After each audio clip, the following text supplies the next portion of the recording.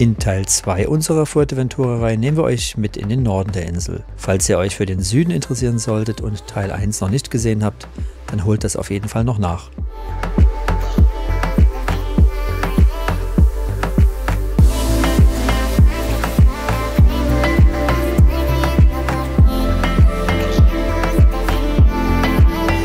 Nachdem wir uns also eine Woche lang den Süden angeschaut haben, sind wir anschließend in eine Unterkunft in Antigua gezogen, um von dort aus die Mitte und den Norden der Insel zu entdecken. Wir haben dort direkt neben einer historischen Mühle gelebt. Diese gehörte dem Uropa unseres Vermieters und ist heute nur noch ein Denkmal. Vor allem im Norden stehen noch einige dieser Mühlen als Zeitzeugen längst vergangener Tage. Den Link zur Unterkunft findet ihr wie immer unter diesem Video. Von Antigua aus fahren wir über die Berge im Westen der Insel, um nach Ajuy zu kommen. In dieser schwarzen Bucht findet ihr Höhlen, in denen früher Piraten ihre Beute versteckten. Der Ort ist heute sehr touristisch und alles andere als ein Geheimtipp. Dennoch sind die Höhlen sehenswert und einen Besuch wert.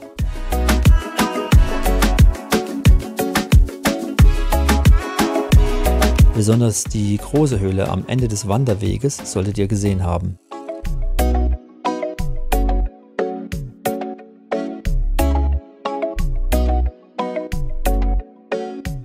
Wenn man ein bisschen Fantasie mitbringt, dann waren wir hier vorher in Casta Calma, hier in Morrojable, und wir sind jetzt hier oben in Ajuy und hier ist Cofete, genau, hier ist so ein bisschen die Hauptstadt und hier geht es nach Corralejo. Ist doch witzig, also die Höhle sieht so ein bisschen aus wie der Umriss der Insel. Wenn ihr gern wandern geht und Zeit habt, dann empfehlen wir euch den Arco de las Penidas.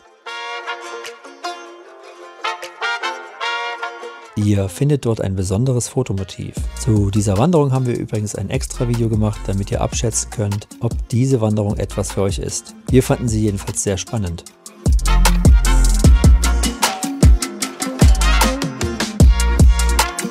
Betancuria, die alte Hauptstadt der Insel, sollte unser nächstes Ziel werden.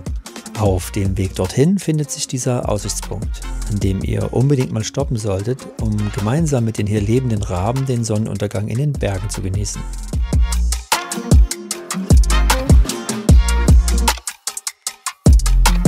Betancuria selbst ist ein kleines Dorf, dessen bergige Lage damals so gewählt wurde, um sich besser vor Piratenangriffen zu schützen.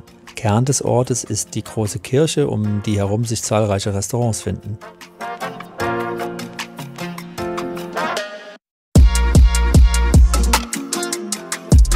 Auf dem Weg durch den Ort erfährst du einiges über die Geschichte und das Leben in Betancuria. Dort haben auch wir uns eine kleine Pause gegönnt.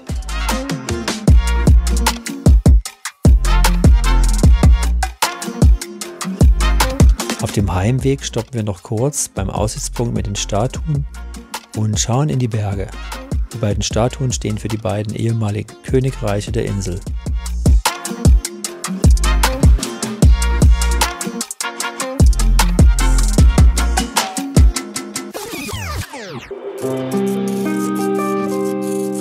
Am nächsten Tag sind wir zu einem historischen Dorf gefahren, in dem man viel über das Leben auf der Insel vor über 300 Jahren erfahren kann.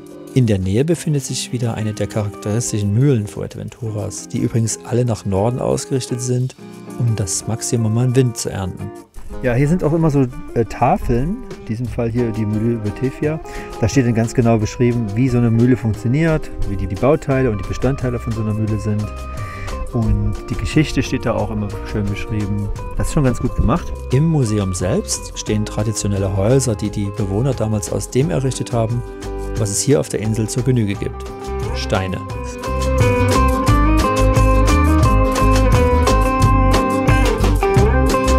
Man sieht, mit wie wenig Material die Menschen hier gelebt haben, um das Beste aus der Natur für sich und ihre Tiere zu machen.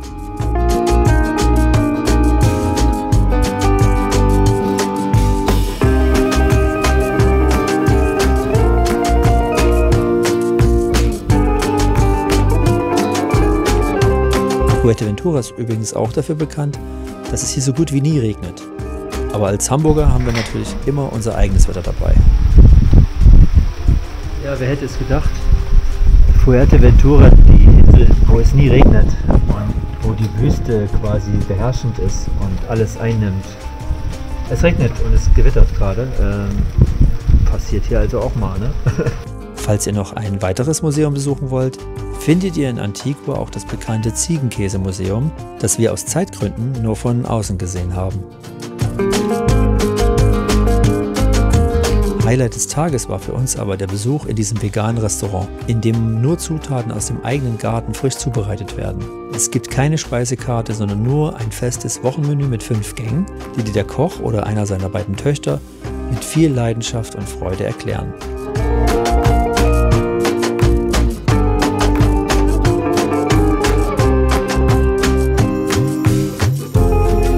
Zwischen den Gängen hast du die Möglichkeit, den Garten zu bewundern, aus dem alle Zutaten stammen. Und selbst wenn du dich sonst nicht vegan ernährst, gehst du hier auf keinen Fall hungrig nach Hause. Wir waren spontan da und hätten fast keinen Tisch mehr bekommen. Eine Reservierung ist also empfehlenswert. Den Link zum Restaurant findet ihr in der Videobeschreibung. Weiter ging es für uns nach Layares. Dieser kleine und hip wirkende Ort hat einen speziellen Surfer-Vibe. Und es hat uns dort super gut gefallen. Unsere Unterkunft, die wunderschöne Villa Shepherd, war daran aber auch nicht ganz unschuldig. Sie war für uns die absolute Lieblingsunterkunft während der gesamten 2 Wochen auf Fuerte. Die Villa verfügt über einen Pool, bequeme Betten und einen Blick auf unser nächstes Ausflugsziel, den Calderon Hondo, den wir von unserem Bett aus sehen konnten. Den Link zur Villa findet ihr natürlich wieder genau unter dem Video.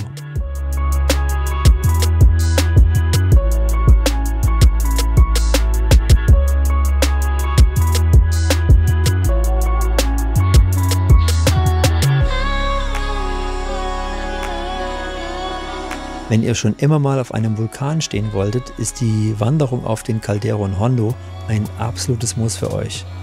Die Wanderung ist eigentlich sehr einfach und wir empfehlen sie euch auf jeden Fall zum Sonnenauf- oder Untergang zu machen, weil dann das Licht besonders schön ist. Zum Calderon Hondo haben wir ebenfalls ein eigenes Video erstellt, damit ihr einen besseren Eindruck davon bekommt, was euch hier erwartet.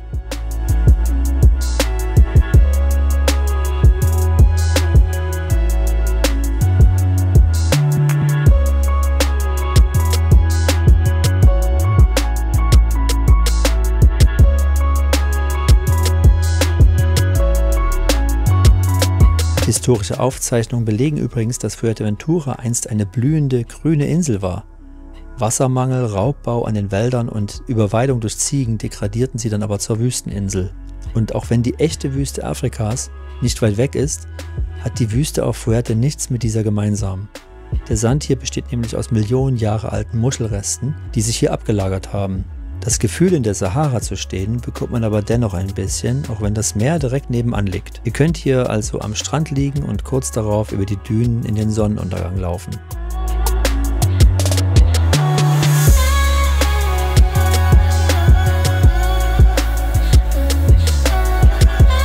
Die Wüste zieht sich im Nordosten der Küste entlang und ihr könnt direkt neben der Hauptstraße parken. Wir fanden die besten Stellen übrigens südlich der Straße, da weiter oben große Hotels stehen und Busse stoppen. Jo, und je leichter eine Sache zu erreichen ist, ja, desto voller wird es natürlich auch.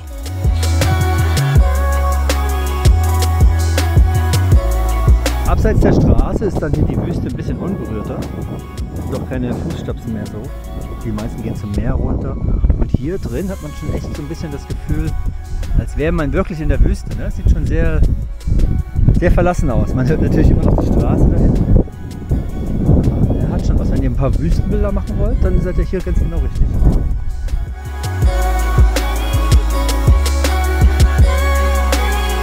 Mitten in der Wüste von Fuerteventura geht ein weiterer Tag zu Ende. Und wieder war es geil.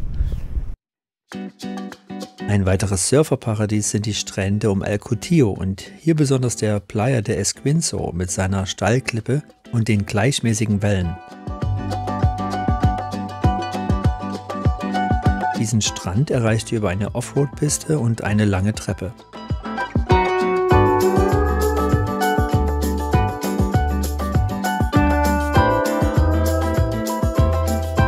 El Cotillo selbst ist ein kleiner Ort, der auch wunderschöne Badestrände wie zum Beispiel La Concha bietet, welcher uns ein bisschen an Koh Lipe in Thailand erinnerte. Feinster Sand und glasklares blaues Wasser erwarten euch hier. Wir sind am nächsten Strand, wir sind in der Nähe von El Cotillo, das ist da hinten. Dieser Strand hier heißt La Concha. Der sieht schon relativ belebt aus. Wir gucken uns den gleich mal aus der Nähe an. Ja, es ist sauvoll, klar. Wie gesagt, es ist Feiertag, aber ey, das Wasser, mega geil. Strand super sauber. Sieht wirklich aus wie Colipe so ein bisschen sogar. Also wenn ihr in El Cotillo wohnt, habt ihr es echt gut getroffen.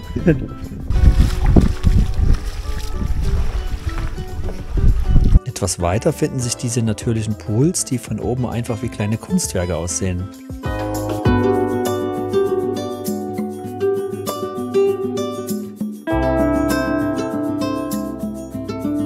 Weiter im Norden liegt Popcorn am Strand.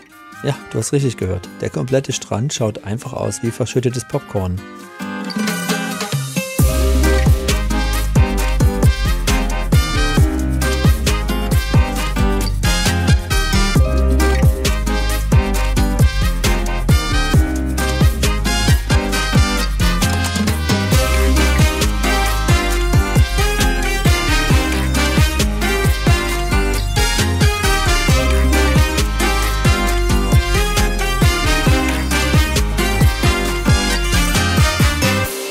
Am Ende fahren wir noch für ein paar Tage nach Corralejo, um unsere 14 Tage auf Fuerte ausklingen zu lassen. Wenn ihr es etwas quirliger mögt, dann ist das genau euer Ort. Das Zentrum ist eine Ansammlung von Restaurants und Hotels. Es gibt eine Menge Bars, viel Musik und ein lebendiges Nachtleben. Das ist unsere Unterkunft, das ist unser Bad. Klo spült nicht korrekt, Wasserdruck ist extrem niedrig. Das ist unser Zimmer, Sofa, Esstisch. Morgens machen wir uns immer ein schönes Müsli. Das ist auch der Vorteil hier, wenn man in so einer Airbnb- oder Unterkunftswohnung ist. Du kannst dir einfach selber dein Frühstück machen. Man muss nicht das englische Bohnen- und Ei-Frühstück genießen, was es im Hotel immer gibt. Das ist unser Bett und unsere Couch und das war's auch schon. Mehr gibt es hier drin nicht. Sehr klein. Sehr klein, aber fein. Es kostet die Hälfte von der Villa. Hier ist die Aussicht. Hier, schön auf die Baustelle. Und wir sind mitten im Leben sozusagen. Hier schreien auch gerne mal die Leute ein bisschen länger und laut abends rum. Aber das gehört dazu. Eintauchen in die Kultur und dies, das, ne? Vom Hafen aus gehen die Fähren auf die Nachbarinsel Lanzarote oder die kleine vorgelagerte Insel Lobos, die wir übrigens nicht besucht haben, weil wir in den 2 Wochen eigentlich genug Felsen und Steine bewundert haben und uns nicht viel Neues erwartet hätte. Vielleicht liegen wir aber falsch und ihr findet es dort ganz besonders schön. Dann teilt gerne eure Erfahrungen mit uns in den Kommentaren. Wir sind am letzten Tag mit dem Bus von Corralejo zum Flughafen gefahren und das klappt auch super easy. Man steigt einmal in der Hauptstadt Puerto del Rosario um und ist dann ca. 2 Stunden am Airport. Eine Taxifahrt kostet euch um die 60 Euro, Busfahren entsprechend, ja, was war das, 2 Euro? 14 Tage Fuerte, besonders an Weihnachten, sind ein echt schöner Urlaub gewesen und man hat auf der Insel doch einiges mehr zu sehen, als man denkt. Wir haben hier noch einiges ausgelassen und es gibt noch so viel mehr zu erleben. Falls du also Abenteuer magst, dann schau dir auf jeden Fall auch mal Fuerte an. Hier fühlen sich alle Surfer, Radfahrer, Camper und Strandurlauber wohl. Ja, und vielleicht auch du. Wir hoffen, dir haben unsere Eindrücke gefallen und wir sehen uns in einem unserer nächsten Videos wieder. Und falls du noch mehr von Fuerte sehen möchtest, empfehlen wir dir auf jeden Fall unsere Playliste hier auf YouTube anzuschauen oder in unseren Blog reinzuschnuppern. Ansonsten freuen wir uns über euer Like oder ein kostenloses Abo unseres Kanals. Wir sagen Tschüss und bis bald.